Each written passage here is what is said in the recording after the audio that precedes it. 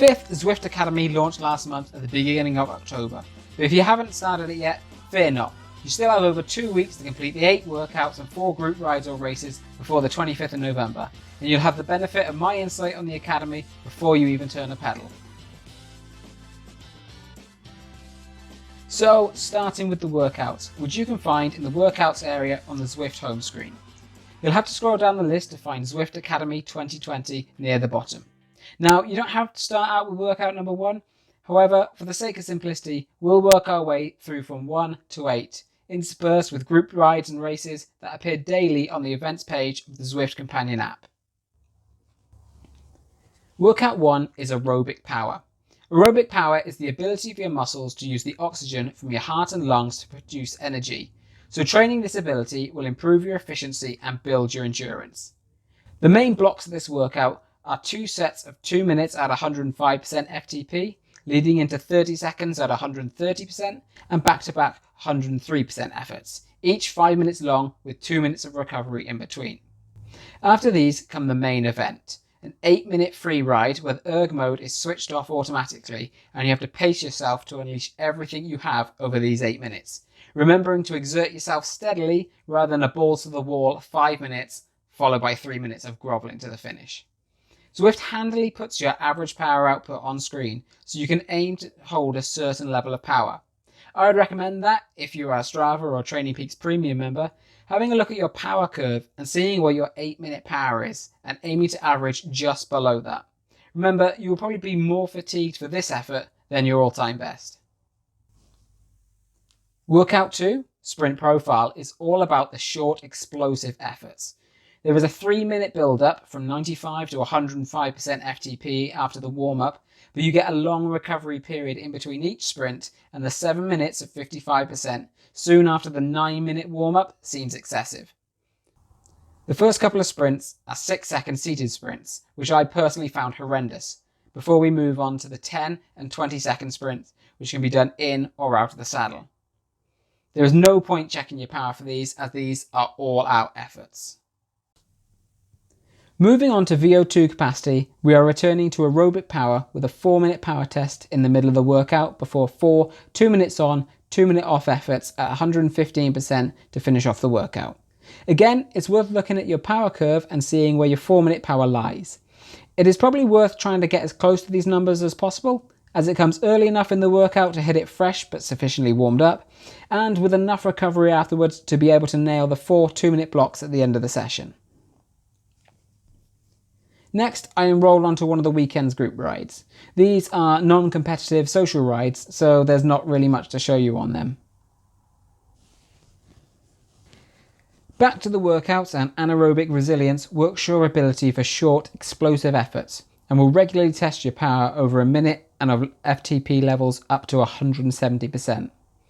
The minute-long free ride to test your 60-second power is a difficult one to manage, not a sprint and not quite a measured effort. I paid the price and died off quite quickly after a promising start. If, like me, you struggled with the 1-minute effort, the next 3 efforts increase in 15-second increments from 30 to 60 seconds, but decrease the intensity from 170 to 130% with plenty of recovery in between them. Primed FTP focuses on blocks of 5-minute at FTP, which are preceded by 30-second primers. Workout 6, Alternative Sprints, returns to a set of 3 seated sprints followed by 3 max sprints. But in case that wasn't enough sprinting for you, the next set of efforts ramps up from 90 to 120% of your FTP for 2.5 minutes before another max sprint effort. And then you get to do it again. VO2 development is unpleasant. See those red boxes on the left with the 8 times in them? They are 40-20s, with 20 seconds at 120%, 40 seconds recovery at 75%. The next block are 30-30s, and then the last are 40-20s, all at the same power, so the workouts get harder, not easier. The last effort is half the length of the previous 3, but it is all out. It's called a build-up effort, but when it starts at 106%, don't expect it to start easy. It does end brutally, but it starts there too.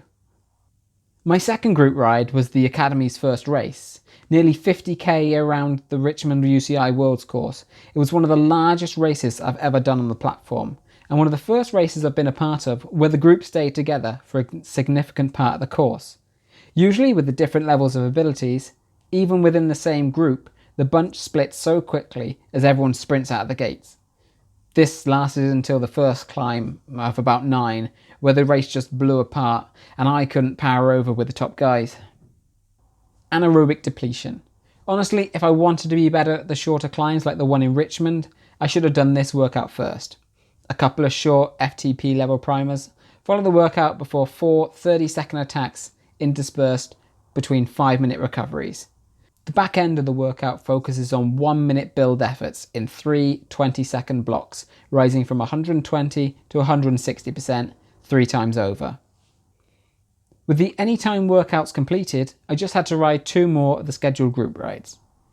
Returning to group riding, as it was the next new event available, I took part in the 50-minute ride around the Champs-Élysées. Taking it at my own pace as it wasn't a race, and completion of the ride is all that's required to tick off the Academy list. Now, the last Academy event I had to do was the segment ride. Designed to test your sprint and climbing powers, the options on segment ride 1 were Innsbruck and London.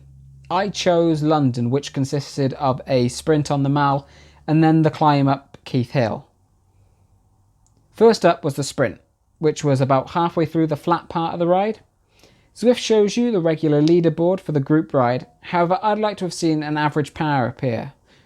But looking back on Zwift Power later, I had produced my highest 15-second power, its shortest time period for measuring watts per kilo, in any Zwift event to date, including races. But maybe because this was the focus of this part of the ride and I could arrive at the start of the segment feeling fresh and ready to sprint. The second part, the climb up Keith Hill, which I was not familiar with, was different and more difficult to measure. As I didn't know the climb well, I was unsure of how to pace it. The event details said it would take about 17 minutes, so that's how I set out to ride it. However, I came towards the summit fairly fresh, so I don't believe I made the most of the segment ride. However, I thought this was a great addition to the Academy and would like to see more things like this make their way onto Zwift more regularly in the future. Thanks for watching. I hope you enjoyed it and has encouraged you to take part yourself. Like I said at the beginning, the Academy as an event finishes on the 25th of November, but the workouts and all the previous ones dating back to 2016 are still available in the workouts section in the game. If you want to see more Zwift coverage on bikes and laces, make sure you click the subscribe button and the bell icon to be notified when we release new videos, and like, comment and share this video to help us increase our exposure. See you next time.